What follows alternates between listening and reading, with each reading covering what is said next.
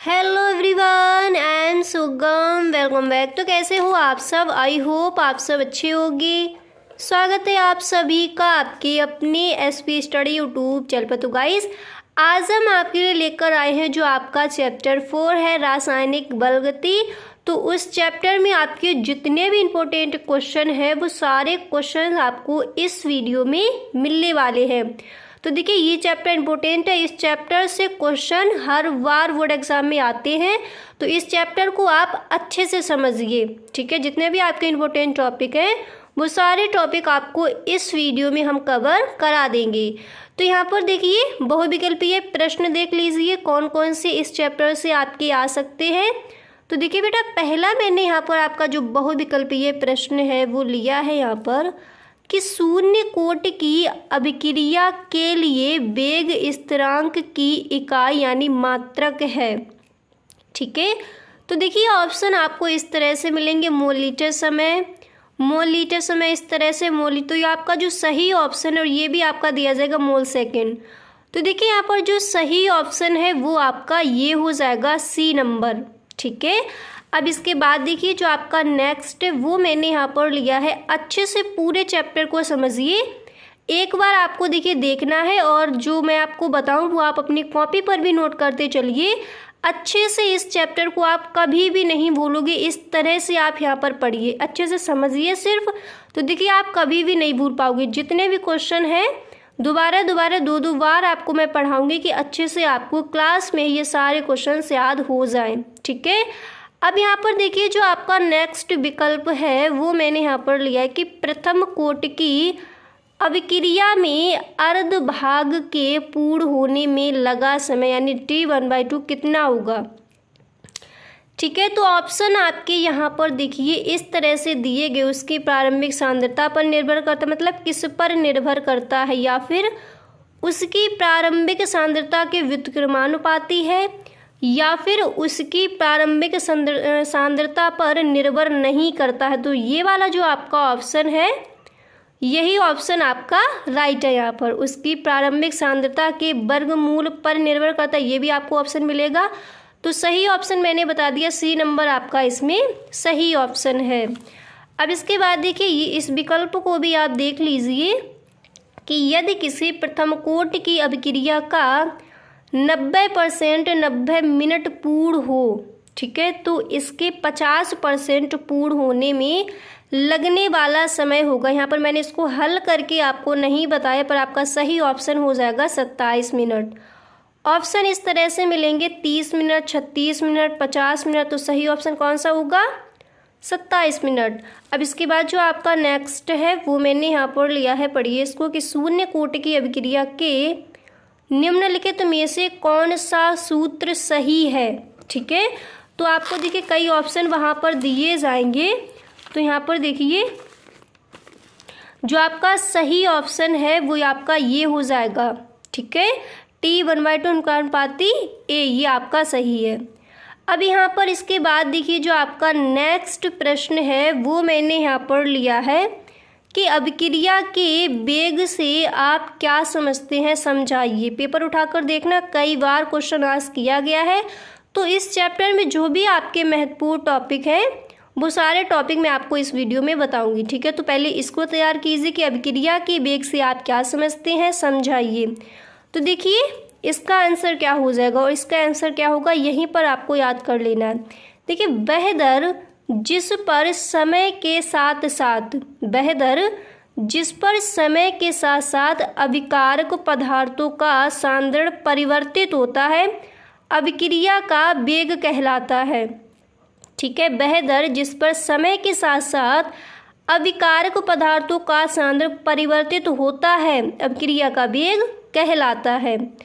अब इसके बाद देखिए आप लिखोगे यदि सूक्ष्म अंतराल dt में अभिकारक के dx मोल उत्पाद में परिवर्तित होते हों तो अभिक्रिया का वेग क्या हो जाएगा, अभिक्रिया का वेग बराबर dx/dt। ठीक है, यदि अंतराल dt में अभिकारक के dc मोल शेष रहते हों तो अभिक्रिया का वेग बराबर d, इस तरह से आपको कोष्टक में c लिखना है, अपॉन dt। तो यही हो जाएगा आपका अभिक्रिया का वेग। ठीक है, समझ आ गया। अब इसके बाद आपका जो नेक्स्ट प्रश्न है इसी चैप्टर्स का, वो मैंने यहाँ पर लिया है। देखिए कई बार ये क्वेश्चन आस्क किया भी गया है बोर्ड एग्जाम में, ठीक है।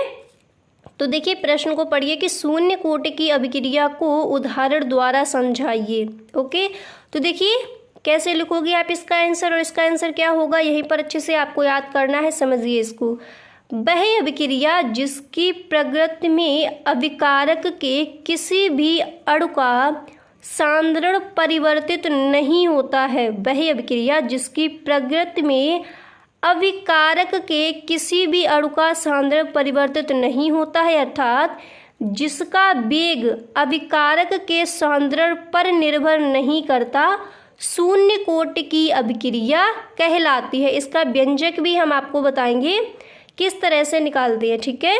तो देखिए मान लिया कोई अभिक्रिया निम्नलिखित प्रकार से होती है, यानी A+A♯B+C, मान लिया यहाँ पर कि अभिक्रिया निम्नलिखित प्रकार से होती है। तो यदि इसका वेग इस तरह से समानुपाती A शून्य हो तो यह शून्य कोटि की अभिक्रिया होगी। इसके बाद है कि यहाँ पर आप लिखोगे उदाहरण सूर्य के प्रकाश की उपस्थिति में H2 व Cl2 का संयोग। तो H2 + Cl2 सूर्य का प्रकाश यहाँ पर ये दिया गया है, सूर्य का ताप है प्रकाश में, तो ये इधर आके हो जाएगा 2HCl, ठीक है। H2 + Cl2 सूर्य का प्रकाश जब इस पर लगे तो क्या हो जाएगा 2HCl। समझ आ गया आपको अच्छे से कि शून्य कोटि की अभिक्रिया क्या है और इसका उदाहरण क्या हो जाएगा। अच्छे से यहाँ तक आपको क्लियर हुआ। अब देखिए इसके बाद मैंने आपका अगला प्रश्न यहाँ पर लिया है कि तात्विक वेग क्या है, आप इसे कैसे ज्ञात करेंगे, ठीक है। तात्क्षणिक वेग क्या है, तो देखिए तात्क्षणिक वेग क्या होता है समझिए। यहाँ पर इस तरह से पहले आप जब आंसर लिखोगे तो इस तरह से हेडिंग डालोगे तात्क्षणिक वेग, फिर आप लिखोगे कि किसी निश्चित क्षण पर अभिक्रिया का वास्तविक वेग उसका तात्क्षणिक वेग कहलाता है। अभिक्रिया के तात्क्षणिक वेग को समय और सांद्रता के मध्य खींचे गए ग्राफ की सहायता से भी ज्ञात करते हैं, ठीक है। समय व सांद्रता के मध्य खींचे गए ग्राफ में किसी विशिष्ट समय और विशिष्ट सांद्रता के संगत बिंदु पर खींची गई स्पर्श रेखा का ढाल अभिक्रिया के तात्क्षणिक वेग को प्रदर्शित करता है। समझ आया तात्क्षणिक वेग क्या है और इसको हम ज्ञात कैसे करते हैं। इस प्रकार जिस क्षण पर अभिक्रिया का तात्क्षणिक वेग ज्ञात किया जाता है, वक्र पर उससे संबंधित बिंदु एक स्पर्श रेखा खींचकर उसकी ढाल से अभिक्रिया का तात्क्षणिक वेग ज्ञात हो जाता है, ठीक है। अब यहाँ पर इतना आपको क्लियर हुआ। इसके बाद देखिए आपका जो अगला प्रश्न है वो मैंने यहाँ पर लिया है। ये प्रश्न कई बार पूछा गया तो इसलिए मैंने यहाँ पर इसको इस तरह हाईलाइट कर दिया, तो अच्छे से इसको तैयार कर लीजिए कि अभिक्रिया की दर पर तापमान और दाब के प्रभाव को समझाइए, ठीक है। तो देखिए इस तरह से आप इसका प्रश्न लिखोगे, पहले आप हेडिंग डालोगे ताप का प्रभाव, इसके बाद दाब का प्रभाव। तो ताप का प्रभाव देखिए समझिए, अभिक्रिया का तापमान बढ़ने के साथ अभिक्रिया की दर में वृद्धि होती है, क्योंकि तापमान वृद्धि पर अभिकारकों के अणुओं की इकाई समय में संघट्टों की संख्या में वृद्धि हो जाती है। समझ आ गया ताप का प्रभाव। अब इसके बाद आपको देखिए नेक्स्ट हेडिंग क्या डाली है, दाब का प्रभाव, इसको समझाइए। तो देखिए इसको आपको समझाना है, तो यहाँ पर समझिए कि गैसीय अभिकारकों के अणुओं पर दाब बढ़ाने पर उनके अणु परस्पर निकट आ जाते हैं, क्योंकि उनका आयतन घट जाता है, अतः इकाई आयतन में उनका सांद्रण बढ़ जाता है, जिससे अणुओं की संख्या में वृद्धि हो जाती है। इसके परिणाम स्वरूप अणुओं की प्रभावी टक्करों की संख्या बढ़ जाती है और अभिक्रिया की दर बढ़ जाती है।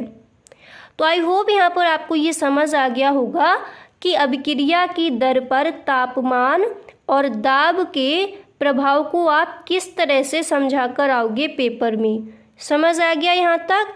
तो देखिए अब जो आपके प्रश्न रह गए हैं, जैसे अपक्रिया की कोट, इसे आप क्या समझते हैं? प्रथम कोट की अपक्रिया के वेग स्थिरांक का व्यंजक निकालिए। तो जो आपके प्रश्न इस तरह के रह गए हैं और जो आपके जो भी न्यूमेरिकल होंगे वो भी मैं आपको नेक्स्ट वीडियो में कवर करा दूंगी। तो आज के लिए बस इतना ही, हम मिलते हैं नेक्स्ट वीडियो में। जो आपके प्रश्न इंपॉर्टेंट क्वेश्चन इस चैप्टर से थोड़े और है वो मैं आपको नेक्स्ट वीडियो में बता दूंगी, ठीक है। तो अगर आपको वीडियो पसंद आया हो तो इस वीडियो को आप एक लाइक ज़रूर कर दें। और देखिए इसी तरह से मैं आपका हर चैप्टर इसी तरह से आपका मैं हल कराने वाली हूँ। जितने भी आपके इंपॉर्टेंट क्वेश्चन है हर चैप्टर के मैं आपको इसी तरह से बताती हूँ। और संडे को मैं क्या करती हूँ, जो आपका पेपर है, मतलब जितना मैंने आपको पढ़ा दिया है फिर उसमें से उसका मैं एक आपका पेपर बनाती हूँ और संडे को उसको आपको जो भी सॉल्यूशन है फुल सॉल्यूशन आपको देती हूँ। तो अगर आप इस चैनल पर पहली बार आए हो तो चैनल को सब्सक्राइब कर लेना, बेल आइकन को भी प्रेस कर देना ताकि वीडियो की जो भी नोटिफिकेशन हो सबसे पहले आपके पास पहुँचे। Okay, thank you.